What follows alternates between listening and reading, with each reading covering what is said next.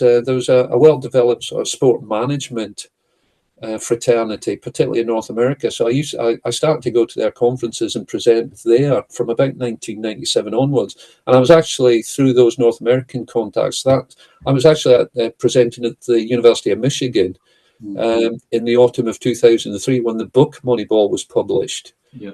And I was being driven to Detroit Airport. I was catching a flight up to see some friends in Canada. And the guy who drove me, the prof who drove me to the airport, said, "Oh, you've got to read this book that's just come out. It's you, but baseball." And I picked up Moneyball in Detroit Airport at 6 o'clock on the Friday night. My flight was delayed. I think delayed in Minneapolis, my connection. I was going to Edmonton, actually. I didn't get there till about 2 a.m. And then I woke up about 6 o'clock. And by 7 o'clock that morning, I'd completed, or 6 that morning, I'd completed my first read of Moneyball. Here was someone who was actually doing in the real world of professional sport, was doing what I'd been theorizing about and trying to develop the, if you like, the statistical basis to do it in football. And here was someone, and then, as luck would have it, I got linked up with Billy Beane around about 2006 and ended up working with Billy, which was he's been a very good friend, a very good mentor.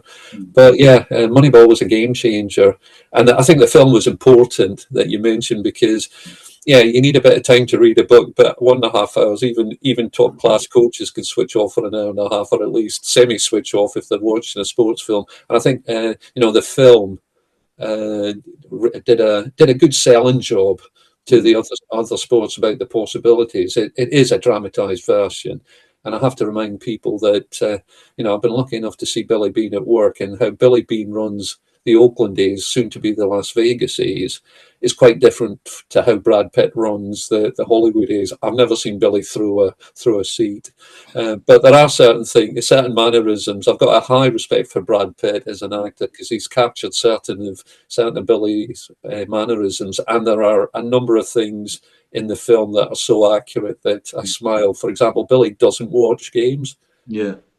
Because he's very concerned about, he knows he's emotional and gets wrapped up. So what he does is he follows the game. So when they were playing in the Coliseum in Oakland, Billy would go to the weight room. The first time I ever went to Oakland, I was sitting in Billy's seat, and then he sent a security guard at the bottom of the seventh to take me down to the clubhouse. So he listens to the game. So he goes through the emotion, the home games, and that he goes through the emotion of that. Listening to it, so he knows the score, he knows what's happened, but he doesn't watch the video until the following morning. And when he can watch it in a much more objective manner, and that's the other thing. Billy watches video. The data is another piece of evidence. He's an evidence-based person, and video is data. It's evidence. So he uses a video. And I remember saying that to a director of scouting, and whose comment was, Moneyball's a bit of an albatross then, isn't it? Because he'd formed the view that it was all about the numbers, and his concern was what about the scouts? And in fact, there was a whole group of scouts waiting to come in to see the director of scouting while I was in the meeting. I said, "You'll get more out of the scouts if you're using data analytics properly. You'll get more out of the scouts because you'll the data. How much dust or electronic dust are all your scouting reports? That's evidence. That's data. That should be being analysed and used. And I guarantee if you take a more data analytics approach to scouting, for example, you're going to get a lot more out of your scouts. So you'll also use your scouts better. Because one of the problems with scouting is that scouts tend to go to the same places. They talk to one another.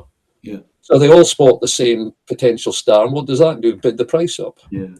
You're not going to uncover the hidden diamonds by talking to everyone else who's trying to uncover the hidden diamonds. You're all going to uncover the same diamonds, and the players' agents is just going to be rubbing their hands, thinking, "Thank you very much. That's bidding the price up."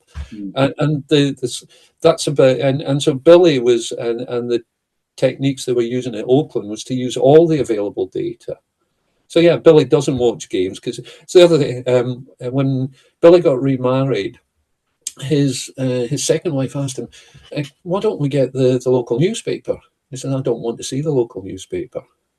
I don't want to be under pressure from what the local media are saying about Auckland. What I want to do is look at the other 29 newspapers, the local newspapers of the other 29 general managers to see the pressure, because that's useful information." And so that scene in the film where he's talking with his daughter and she says, "Are you going to get sacked?" He says, when do you read that?" And she said, "Oh, it was in the internet." So don't read the papers, don't look at the internet. That's referring to that Billy is very sensitive to, or very aware of, the power of the media, and he wants to use that to his advantage in the trading scenario, rather than being put under unnecessary pressure that might be disadvantageous for him. So he's very, very aware of the emotion and the pressure that the media can bear. So he tries to insulate himself from that. And that. So yeah, there's a lot in the film that's very accurate. And I think the best line in the film was, your aim should be to buy wins, not players. And that sums up and I still teach in sports analytics. I'm teaching students, when I come to player ratings, I'm teaching them how to try and sensibly evaluate win contributions.